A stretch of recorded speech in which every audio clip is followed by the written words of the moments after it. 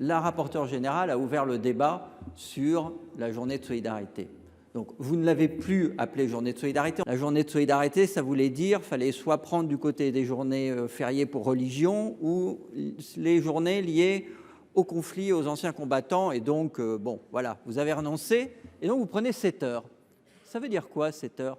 Les 5 milliards, ce n'est pas des dépenses que vous réduisez, c'est sur les salaires. Donc, vous allez faire perdre du salaire aux salariés du pays. C'est ça la réalité de ces 7 heures. Sinon, vous faites comment? J'ai entendu, ça pourrait être 5 minutes par jour. Ça ne change rien.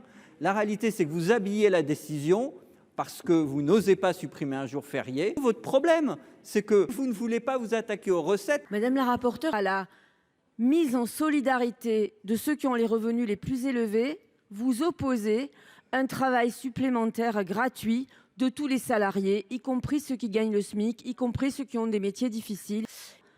Madame la rapporteure, vous avez des arrangements avec le vocabulaire qui facilitent beaucoup votre réflexion. Vous parlez de coût du travail. Vous ne parlez jamais de rémunération du travail.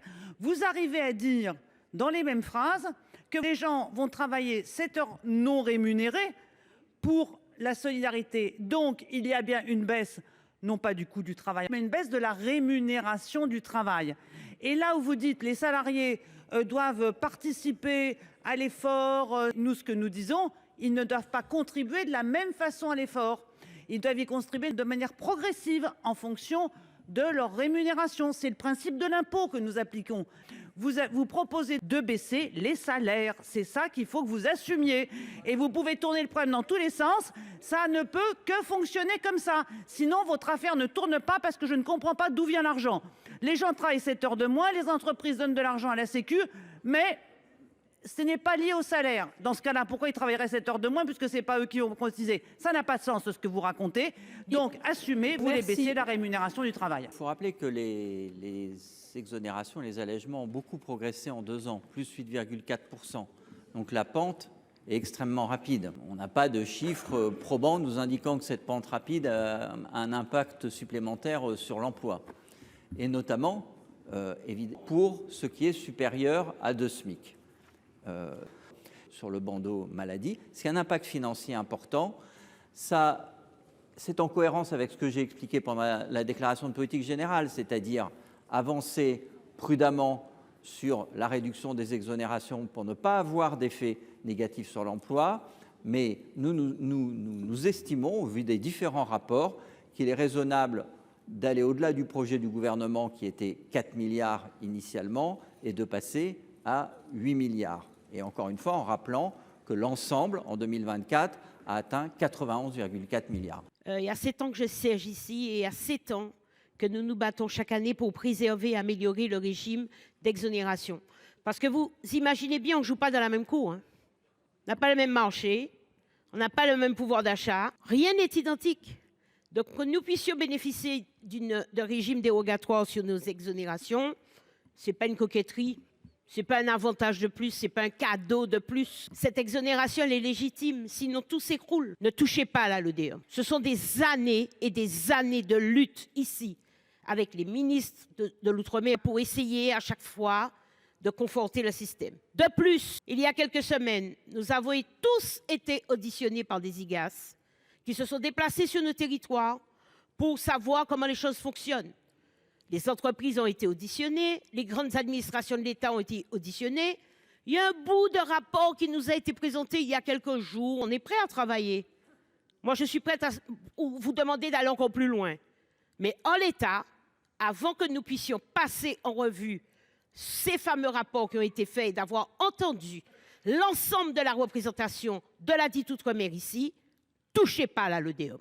Je veux vous dire notre inquiétude réelle, unanime, et cela de l'ensemble des filières, qu'elles soient dans l'hôtellerie, qu'elles soient dans l'agriculture, qu'elles soient dans l'agroalimentaire ou même dans le cinéma, les jeux vidéo, et cela dans l'ensemble des territoires ultramarins. Toute modification du régime d'exonération sociale doit faire l'objet d'une évaluation et d'une concertation approfondie. Cet amendement a pour objet de ne pas intégrer la prime de partage de valeur dans l'assiette de rémunération prise en compte pour le calcul des allègements et de maintenir en l'état le dispositif de déduction forfaitaire spécifique pour frais professionnels pour les entreprises des territoires ultramarins.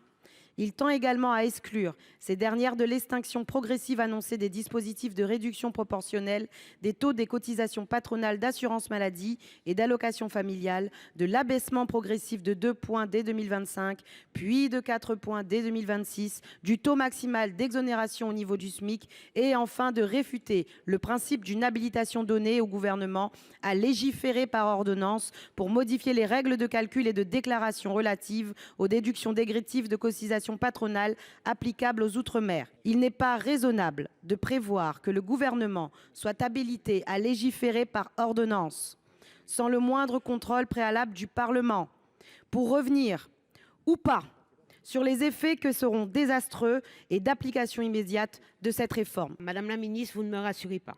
Notez ici qu'il ne faudra pas rajouter de l'huile sur le feu. Je le dis très solennellement. Vous avez vu ce qui se passe en Martinique. Je ne cautionne pas. Ce n'est jamais quelqu'un qui cautionnerait la violence. Cependant, à ce jour, 150 entreprises ont été mises hors d'état de fonctionner, générant plus de 1500 emplois sacrifiés. Ne rajoutez pas de la douleur à la douleur.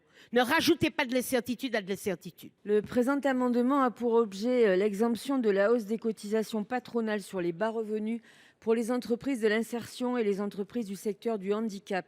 Chaque année, les SIAE accompagnent près de 400 000 personnes vers l'emploi durable. Demandeurs d'emploi de longue durée, bénéficiaires du RSA, jeunes sans qualification, 64% d'entre eux connaissent une sortie positive et retrouvent le chemin de l'emploi. Ce sont des entreprises qui arrivent tout juste à vivre et dont le seul objectif est justement de rapprocher de l'emploi les personnes qui en sont le plus éloignées. C'est pour ça que je vous demande de considérer cet amendement avec peut-être une attention un peu particulière. Parce que si on n'exonère pas ces entreprises-là, la plupart vont mettre la clé sous la porte. Moi, je voudrais insister sur la situation du moment. Chaque mois qui passe dégrade les comptes du secteur public. On en est aujourd'hui à une multiplicité d'établissements qui sont dans le rouge et qui n'arrivent plus à équilibrer leur budget. Donc si on ne prend pas une décision véritablement collective pour les accompagner au mieux, cette situation va continuer de se dégrader. Et Madame la Ministre, systématiquement, vos positions sont favorables par rapport au secteur privé au détriment du public, alors que ces derniers ont quand même plus d'obligations et assurent un meilleur accès aux bénéficiaires les plus modestes. Donc il faut bouger aujourd'hui sur une situation qui est intolérable. Pourquoi le secteur public est mis en difficulté vis-à-vis du secteur privé parce qu'il ne bénéficie pas des mêmes avantages? C'est intolérable aujourd'hui dans une situation qui se dégrade de plus en plus. Il est temps de réagir. C'est plutôt un signe, et c'est un signe puissant qu'il faut donner. Ce n'est pas un coup politique. Parce qu'aujourd'hui, il faut s'inscrire dans un parcours et dans une durée. Il faut construire effectivement les réformes qui devraient nous amener à stabiliser un système, voire à le remodeler pour l'adapter aux réalités sociétales. Si on ne réagit pas financièrement, on va continuer à faire couler ces établissements. Et en faisant couler ces établissements, ça coûtera encore plus cher aux départements et à l'État, et au détriment des bénéficiaires qui seront en situation également difficile par rapport à une offre de services dégradée. Nos établissements d'accueil des personnes âgées sont en très grande difficulté. Elles sont dans l'incapacité totale de boucler leur budget et je pense qu'il faut leur démontrer que nous les avons entendus et que nous pouvons leur apporter une solution dès cette année. Alors c'est un amendement qui vise à rétablir le principe de compensation systématique et intégrale des exonérations de cotisations sociales tout en limitant l'instauration de nouveaux dispositifs d'exonération. En effet, ces exonérations fragilisent le financement de la sécurité sociale et affaiblissent ses capacités d'action. En poursuivant cette multiplication des dispositifs d'exonération sans prévoir de compensation adéquate, nous creusons le déficit de la sécurité sociale. Cette mesure vise donc à donner à la sécurité sociale les moyens nécessaires pour accomplir ses missions. Elle vise aussi à rompre avec la philosophie appliquée depuis 2017 et ainsi à sortir du sous-financement de notre système de sécurité sociale et ainsi réduire son déficit, lesquels justifient aujourd'hui des mesures de déremboursement et l'augmentation des contributions et forfaits. C'est un amendement qui concerne la douzaine de branches professionnelles qui continuent de fixer des minima conventionnels inférieurs au SMIC. Techniquement, il prévoit de calculer les allègements de cotisations sociales sur la base des minima conventionnels pratiqués par ces branches et non plus sur le SMIC. qu'elles ne respectent pas. Ce changement vise à inciter ces branches professionnelles à revaloriser leur grille salariale en alignant leurs minima conventionnels sur le SMIC. Ce phénomène de minima conventionnels inférieurs au SMIC entraîne un écrasement par le bas de l'échelle des rémunérations, limitant les évolutions salariales et contribuant à un blocage de la dynamique salariale dans certains secteurs.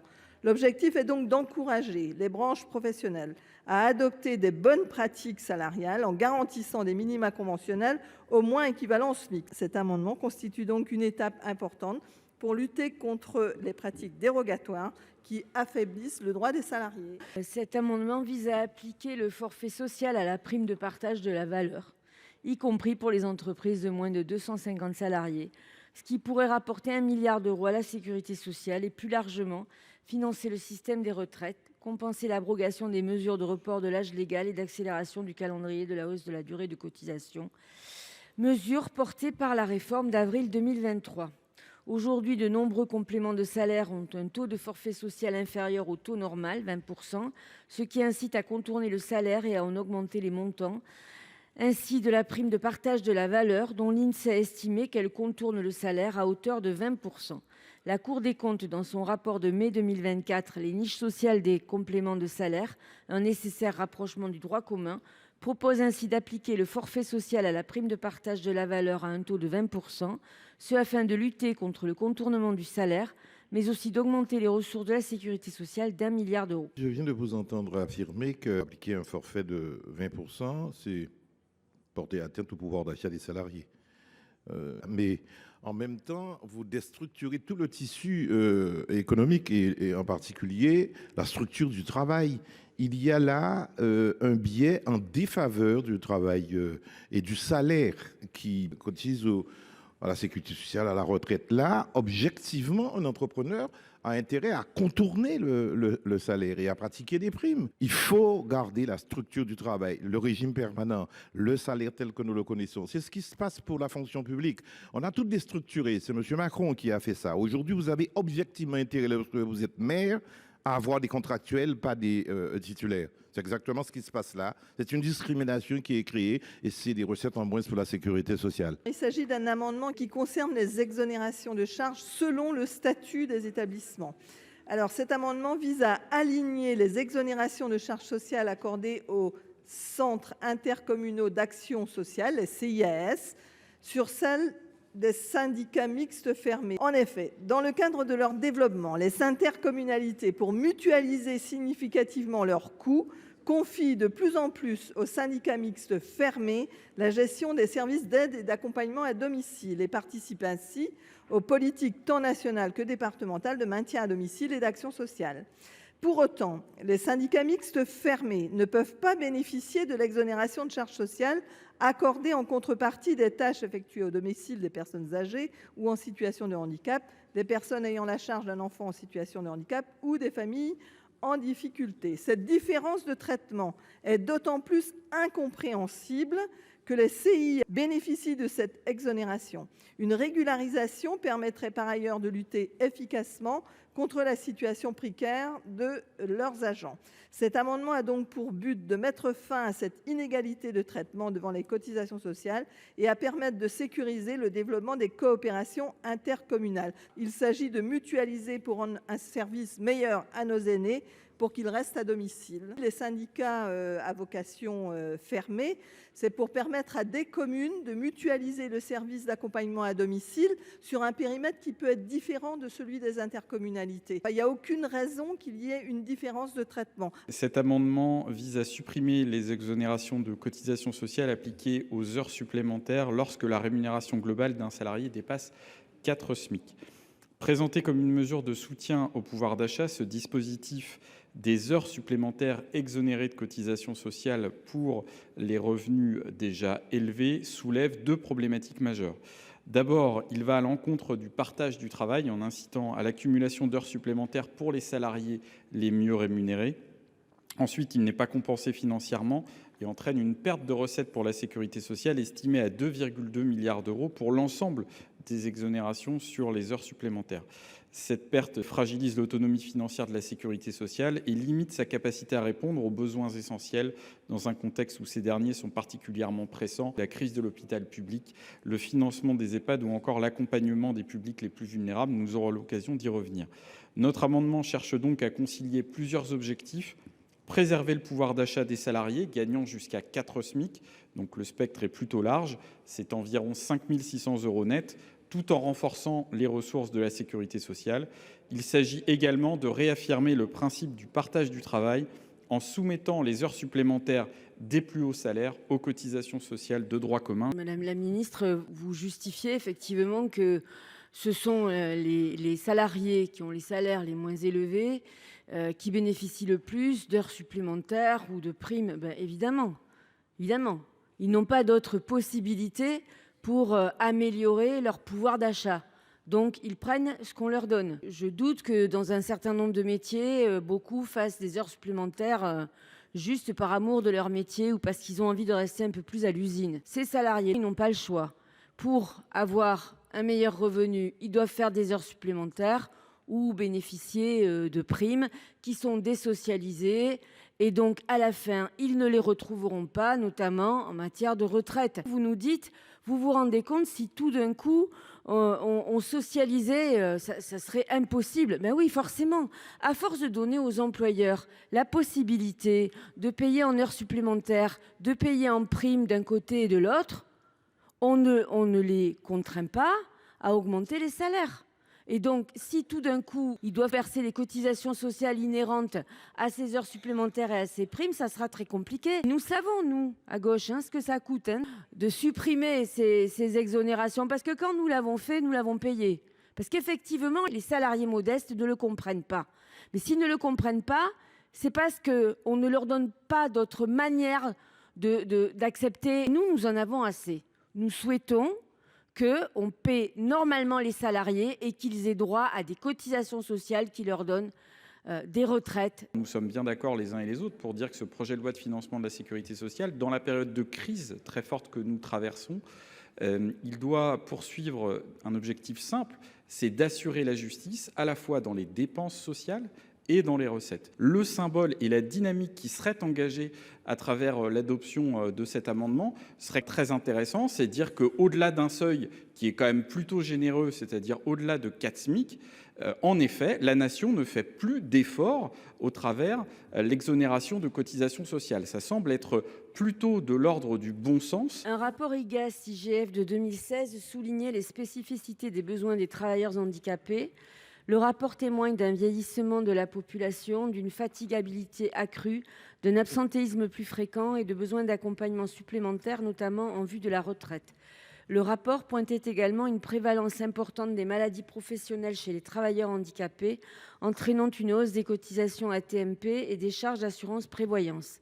Pour ces raisons, certaines entreprises peuvent être réticentes à embaucher des salariés en situation de handicap par crainte qu'ils déclarent une maladie professionnelle liée à une exposition passée et que le coût de cette maladie professionnelle ne soit répercuté sur leur taux de cotisation accident du travail, maladie professionnelle de leur entreprise.